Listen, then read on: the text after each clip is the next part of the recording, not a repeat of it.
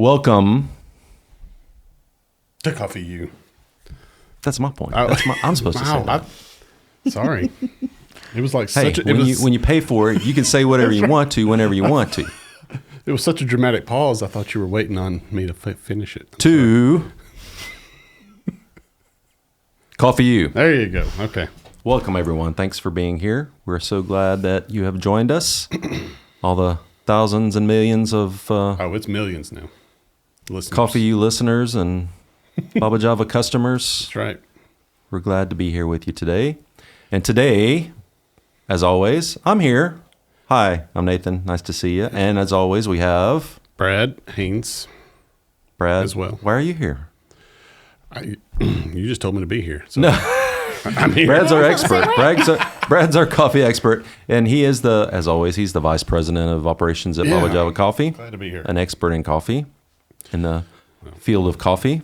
Thank you for that. And as always, we have not as always, sometimes. The past But she's on very often. Yes. A very special tea guest, Abigail Phillips, with us today. Our head barista. Hi. She's the head barista at Baba Java Coffee, and she trains everybody. She's even more of an expert than I am. Which is wild. If there's a barista at Baba Java, if you come into Baba Java and there's somebody that doesn't know what they're doing, just blame Abby. It's her fault. That's what I do. The pressure.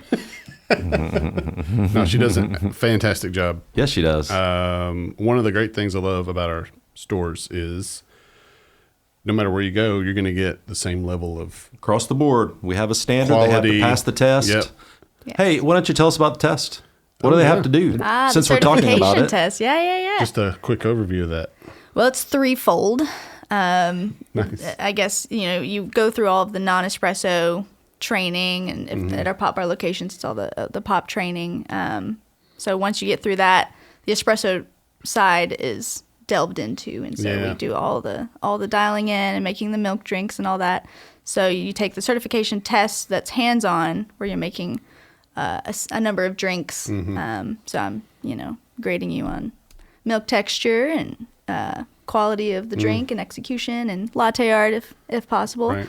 And then the second phase is the dial-in phase, where you're dialing in espresso. You get 15 minutes to dial in, and hopefully get a good shot at the end of it.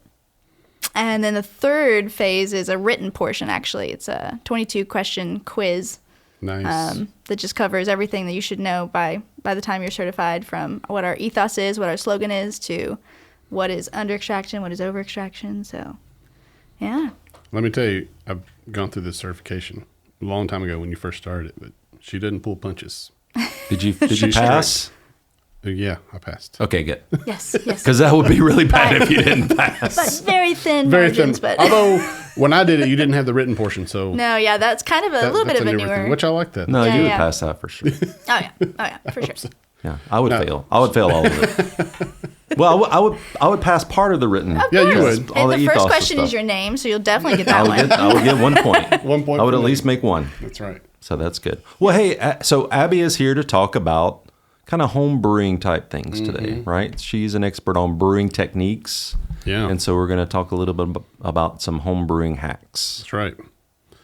So we're breaking this into two categories, essentially. We're doing home espresso and then just home drip brewing. That could be, I guess, or manual brewing, we could say. That could be from your automatic brewer to your pour over to French press or AeroPress or however you're doing it. So I need to really listen today. Yeah, take notes, Nathan. There will be a quiz later. Oh, well, I might get one. Yeah, if the name is on there, I'll get one again. That's right. So we're going to start with home espresso. We just had home espresso class. It was very popular last month. Yeah, a lot of Abby fun. led that, and all these things were covered in there, I'm sure.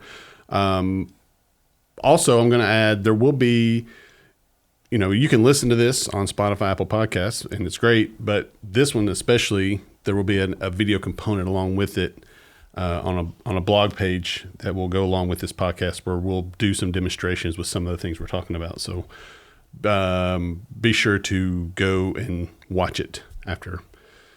So let's start with some of the most common things or basic things people need to know about home espresso, Abby. So we always say a portafilter needs to be three things. What are those three things? Well, it needs to be hot, straight out of the espresso machine.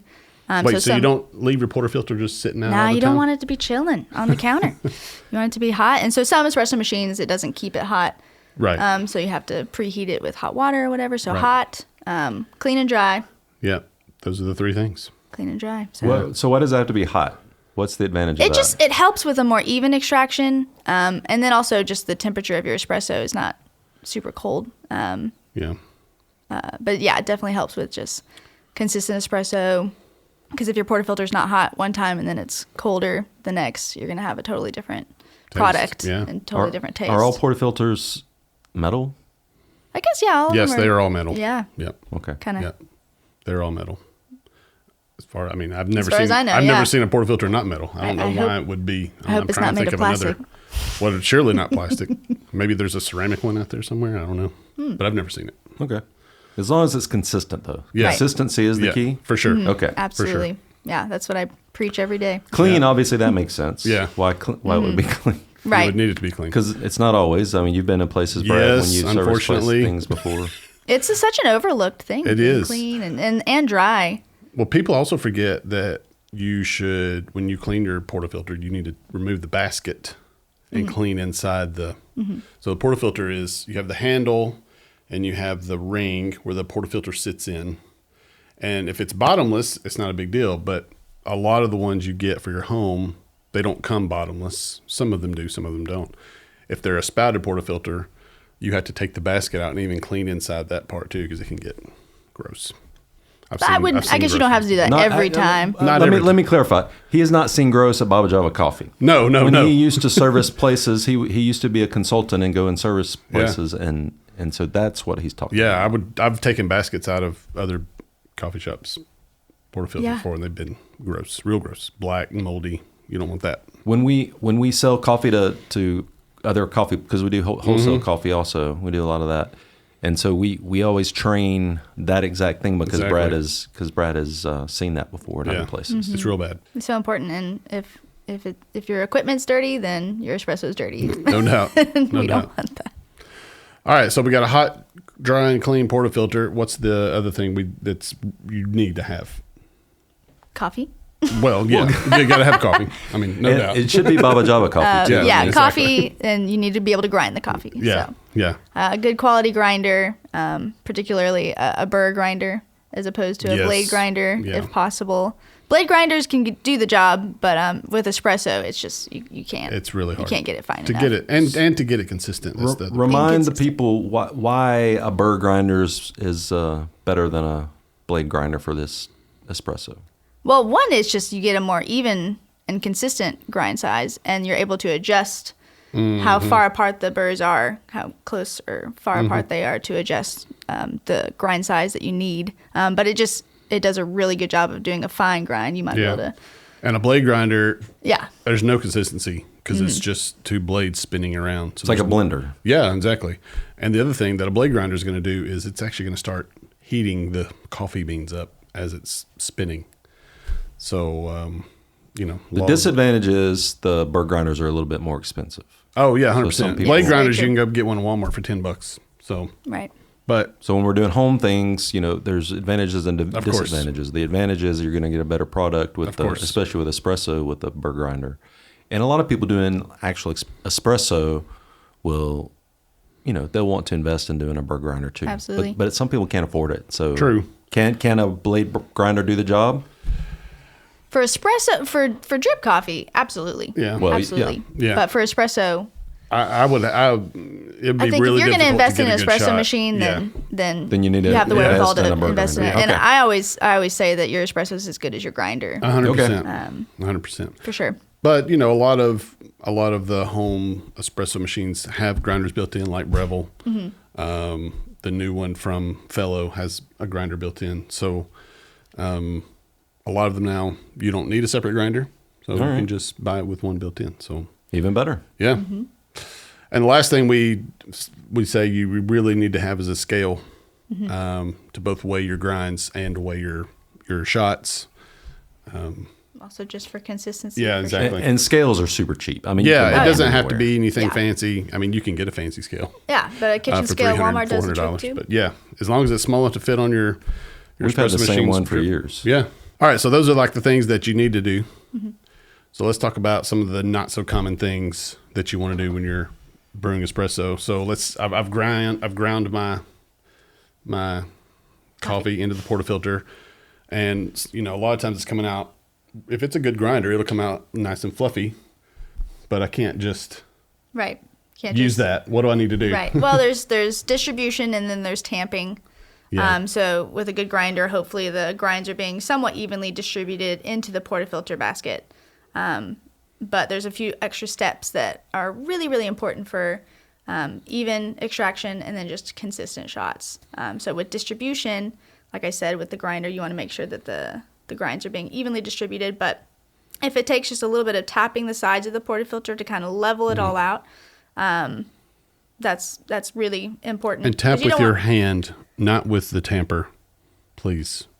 Tamp with your hand? No, like because you said tap the yes. the portafilter. Do it with your hand, not yes. with the tamper. Oh, with the tamper, yes, absolutely. Some people will use the tamper to tap the side of the portafilter. We don't want to do that. Right. Why not? Well, it can damage the portafilter. I've seen it happen before, especially if you get, I don't know, if you're like really aggressive before your morning coffee and you're hitting the Right. What if you have like brass knuckles on it and you hit it, will that damage it too? Probably over time. Oh, yeah, okay. yeah, So if you're doing it with your hand, don't use brass knuckles. exactly. Definitely not. Definitely not.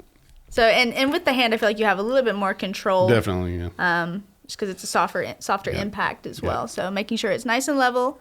Then also, it's not so common and it's not absolutely necessary, but having a tool to better distribute the grinds, a WDT tool, is fantastic. There's all kinds of different. Remind them kinds. what WDT tool is, because I don't even know what that is. The W is for Weisser. It's a German word. Weisser. It's the guy who invented it, Weisser distribution tool.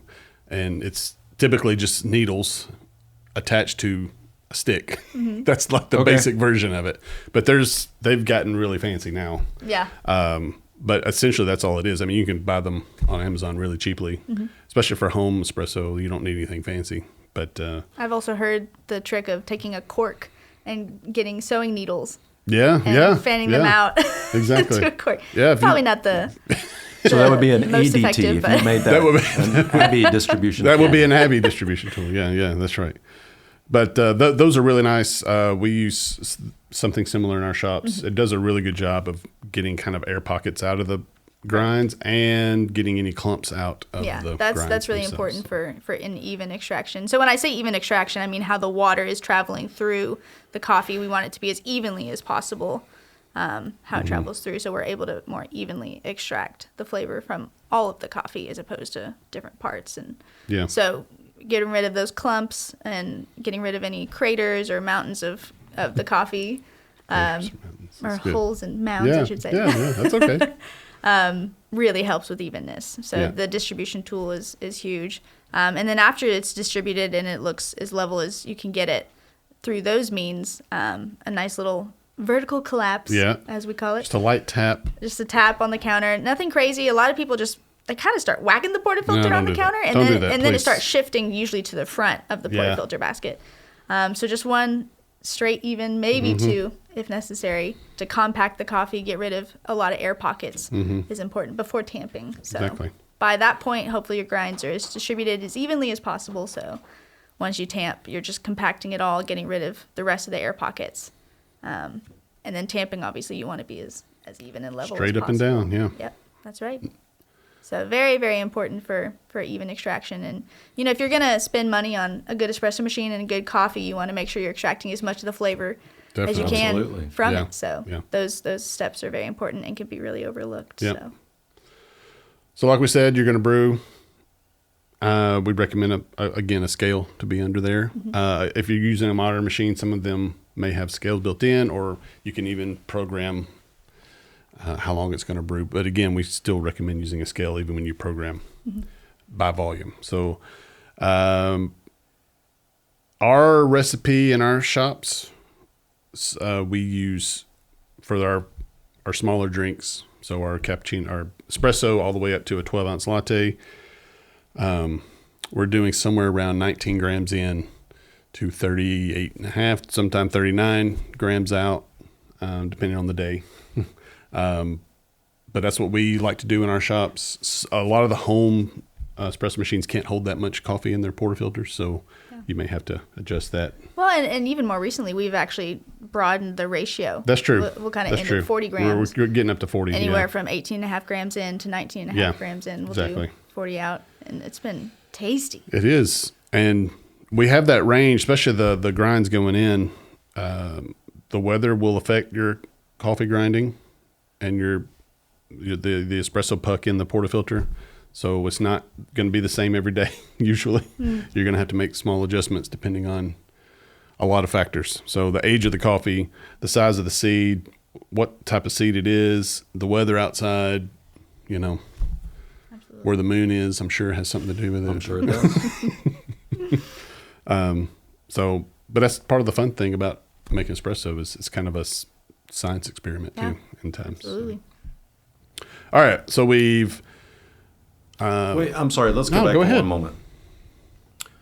You mentioned all these different factors. Yeah. Right? Yeah. So which coffee should they order then? Like from Baba Java. Yeah. I mean, it makes a big difference, the size It of the does. seed and the type of coffee and does. things like that. So what should people order if they want to order coffee from us? Well, I mean, any coffee that we sell works fine for espresso. Our coffee from Ethiopia can be maybe a little tricky as far as like the density of the bean, but It can be. our blend, the Ridge blend, and then our Bluff, which is the same blend of coffees, just roasted a little bit longer, a little bit more developed, is curated for espresso specifically. It is. Yeah. So you get that Ethiopia, you get the brightness and fruitiness flavor note, and then the Brazil in there kind of adds a chocolatey, nutty. So it helps very get a balanced, really balanced espresso. So Correct. those are definitely recommendations as far as our coffees go. But any coffee can be, depending on the user and what they like flavor-wise. So our Brazil's actually really good as espresso. The Yemen is really good. It's a little harder to dial in sometimes, but it's really good as espresso. The China is good on espresso. If you like a really fruity coffee, the Honduras is tasty, although it's kind of hard to dial in too, just because if it's anaerobic natural, it can be weird in the grinder. But and if you're making milk drinks more often than not, the less fruity coffees are typically more recommended, just Correct. because the acidity and the fruitiness can be strange with milk. Sometimes, yeah. if you get more of the fruitier flavor profile. Yeah, coffees. I've seen a super acidic coffee curdle milk before. When you Even drip coffee. it can. Milk. Yeah. In the coffee world, especially specialty coffee, you do see a lot of range in espresso, but really most places will still use a blend because it's easier to control. And for us, we recently made a switch from Ridge Blend to the Bluff, and like Abby said, they're the same coffees. The Bluff is just roasted just a tad longer, and that helps, without getting super nerdy, but it helps stabilize the coffees in the grinder. So basically the external things we talked about, the weather and the temperature of the room and all that, it doesn't affect it as much because really the mass of the seed, a lot of it's been taken out in the roasting process. So if you're listening to this, it's not roasty, promise. It's just roasted a little longer, and more of the chocolatey notes really come through on the Bluff. So if you don't believe me, just come in and taste it. It's amazing, promise. Yes. All right, so we got a milk drink started. Yes. We got our espresso brewed. We're about to steam some milk. What are some of the things we need to remember when we're steaming? Well, I mean, first of all, just like with our portafilter, we want it to be the steam one to be clean. Yeah. Hot and yes, dry. Hot and dry, and definitely clean. We don't want any milk residue caked on there because that that's would just not be gross. good. Yeah. And then it's going to become more and more burnt onto the steam one if you're steaming milk with it not being clean. Yeah. So don't want that. So typically before steaming, you want to purge the steam wand just to make sure any water that's trapped in the tip is released. Dispersed, yeah. And so once that's done, you got two phases for steaming milk. You got the aerating phase and what I call the vortex phase, the whirlpool, the swirling phase, whatever you want to call it. So at the beginning, you want to aerate the coffee. You want to inject bubbles so that you're creating that foamy texture that we're looking for. And then once you've textured the milk, you want to raise up the pitcher just slightly, and then you're entering into the vortex phase, which is arguably the most important phase because you're whipping out any of the bigger bubbles. And you're creating the bigger bubbles into smaller micro bubbles. And you're incorporating that foam into the milk itself. Yeah, so it's becoming all homogeneous and one good consistent texture. So once it's vortex, Plus, it's really cool to say vortex. It Yes. is, yeah, 100%. absolutely, It's really cool to say. absolutely. And so once it's vortexed, That's right. and it's hot to the touch, but not too hot. You really want to make sure that the temperature doesn't get too hot. Yeah. Just because it can break down the compounds of the milk and create a starchy, just not so sweet, naturally texture. What am I trying to say? Taste. Yeah. Temperature, texture, taste. So All the T's. Yeah. for those of you customers going into any coffee shop, when you taste just a straight latte, no sweetener, the milk should have some sweetness to it. Mm-hmm. If the milk does not have sweetness to it, it has not been steamed properly. So just remember that. That's one way to know if a cafe knows what they're doing, if the milk has a little bit of sweetness to it. Yeah.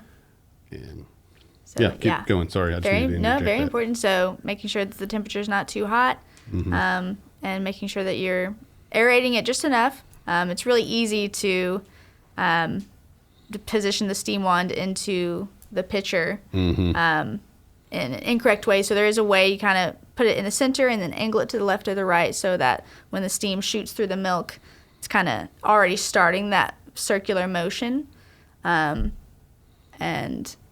And then when you inject those bubbles, That's right. just vortex away. Vortex. That's right. I love that. Vortex until, like Abby said, till the pitcher's just hot to the touch. So you should be able to leave your finger on there for like a second or two and then remove it. Yeah. Is there a difference in, well, I know there's a difference. What is the difference in if you're doing it breve, like if somebody wants to do it with half and half or something? With half and half. So it's a thicker texture. There's more fat For sure. content.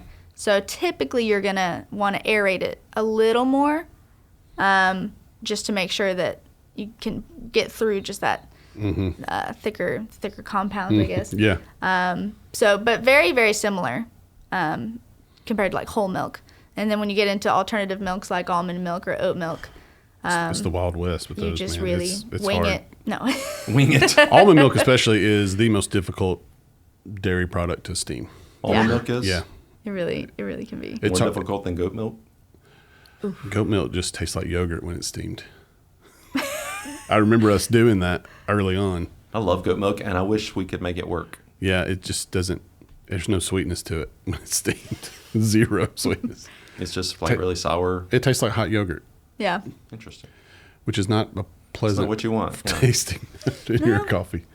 But yeah, almond milk is very difficult to steam. Oat milk is not bad. Coconut milk's okay. But despite when you kind of start with whole milk, it's a great way to kind of lay that foundation of how you know how to adjust the aerating and the vortexing for whatever milk you're using. So, And again, there'll be a video. Abby will be demoing proper steaming technique. So if you want to learn, she's a great person to learn under. Yeah. And you're getting She's that- a professional. And you're I getting mean, it- literally a professional She trainer. is, and you're for free. I mean, my gosh. Yeah. Maybe we should charge for those videos. Right, $30 per video. You can send a Venmo to us if you want. well, and the visual is so important. It is, really 100% it having is. the visual, Being because able to you see- can explain it all day, but Exactly. once you see kind of When you see the the vortex. vortex, Yeah, really yeah. is. It's worth That's the it. most It's important. worth it for the vortex. Exactly. Yeah, it really is very a game satisfying. changer. All right, so we have steamed the milk. It's proper temp. We got great milk texture. We have cleaned the steam one because you do that before you pour, or that you're supposed yes, to. Yes. Before and after you steam the milk. Exactly. And then, I mean, it's milk. yeah, It's going to be gross. it will be gross. Yeah. So we got that, and now we're about to pour. All right, so it's kind of hard to describe a It good is, pouring yeah. technique. Again, there will be a visual for this, but Yes. How do what's you- I know for me, I do like a 1, 2, 3 circle, Yeah. and then you want to bring the cup close and then you're literally pushing the milk foam out, right, Abby? Which is why, in an important step, after you've steamed the milk and cleaned the steam one, you want to make sure if there are any bubbles that are visible to just kind of tap the pitcher, pop those out, and then swirl the pitcher. Make sure you're swirling all the milk just to make sure that the steamed milk and the foam is all incorporated, so it's one just nice consistent texture. So then when you do start to pour, you kind of pour a little bit higher above the lip of the cup. You're just creating a foundation, a base. So no white part of the foam is filling up the espresso yet. It's just dropping below the surface of the espresso and creating that base. And so once it's about 2/3, 3/4, whatever, full, that's when you drop the pitcher down and get the spout as close to it as possible, so you can kind of dump the foam out, and it hopefully be nice and silky. Exactly. Fills out the cup and stuff. So, and you can do the versatility of what you can. Oh my gosh! Draw. Just go to YouTube or Instagram and look up latte art. Some of the folks do. I mean, I've seen some wild stuff. Free-handed, not using a tool. It's just some crazy freehand stuff. Right. So. And with starting out, I definitely recommend simple, just layered tulips is what we call it, or just a nice heart. Mine was a ghost or a cloud. It was a great ghost. It was, an unbelievable ghost. It was Casper. Yeah, straight up. Yeah. I'm great at that. The cloud. That's right. That was a good tip. So if you're pouring, Abby, and you're pouring and you start seeing white at the beginning, that means you've got either too much air or you haven't incorporated the foam and the milk together. So all that foam part is just being dumped out right away. Exactly. So try again. That's what we're saying. Yes, very true. Very true. All right. So we got a nice drink. That's home espresso. Anything else you want to add, Abby? I mean, it takes practice. A lot of people, they get frustrated because they're not getting the right texture. Or they're not getting latte art right away. Practice. So, when I'm training in cafes, people, they get so excited about being able to get those pictures. But texture. Yeah, that's most important. It takes a lot of practice for sure. So, Well, thank you, Abby, for explaining all that to us about home espresso. Yeah, and that was fun. Hopefully we will continue this discussion in another episode. Yeah. Next episode. For manual brewing hacks. Come back. Thank you, everyone, for being here on Coffee U today, and we will look forward to seeing you next time. Bye. Welcome to this week's installment of Coffee News. Today's news is centered on health and coffee. First one from the Daily Coffee News saying that a study of 46,000 adults claim that coffee is helping them not die, which is interesting. There have been studies been done for decades showing the health benefits of coffee, and especially dealing with heart disease and things. So it's interesting that this study published by the Journal of Nutrition saying there's been research that's recently done that adds to that previous studies about the health benefits and benefits to the heart, that's saying that suggesting that coffee helps humans ward off death and chronic disease late in life. Now, this, of course, is drinking black coffee, not adding cream or sugar to it, which reduces that, of course, because you're adding fat and increasing your glucose level. But continuing to show the health benefits of drinking black coffee is important to us as coffee people. And we know that drinking specialty black coffee not only helps your health, but it helps those who grow it. So keep drinking it. We would appreciate it. Also, from Daily Coffee News, we're looking at a link between eye disease and instant coffee. So instant coffee has been around a long time, decades. So there's now finding there is a direct correlation between drinking lots of instant coffee and age-related macular degeneration. So they're not sure yet exactly what's in instant coffee that's causing this, but the study is showing that people who drink multiple cups of instant coffee a day, they're seeing later in life that they're having the specific eye disease. So watch your instant coffee intake. Drink black coffee instead, freshly brewed if you can, and that's how we recommend it. And drinking specialty coffee especially, grab it on our website, babajavacoffee.com. And then lastly, because it's still a big thing, the C price has started to go down. If you're watching it, you're noticing it's dropping a little bit every week.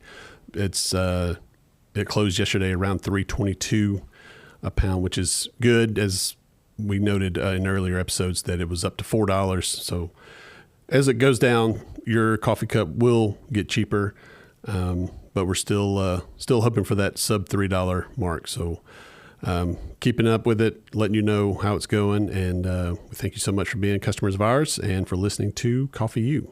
Have a good day. Welcome to this installment of Baba Beat and what's new in the world of Baba Java. We recently released our summer menu with 4 new drinks on it. One of them, a couple of them actually, we brought back because they were so popular. We have our Sublime Creamy Cap, which is a shaken latte with cream of coconut and lime juice.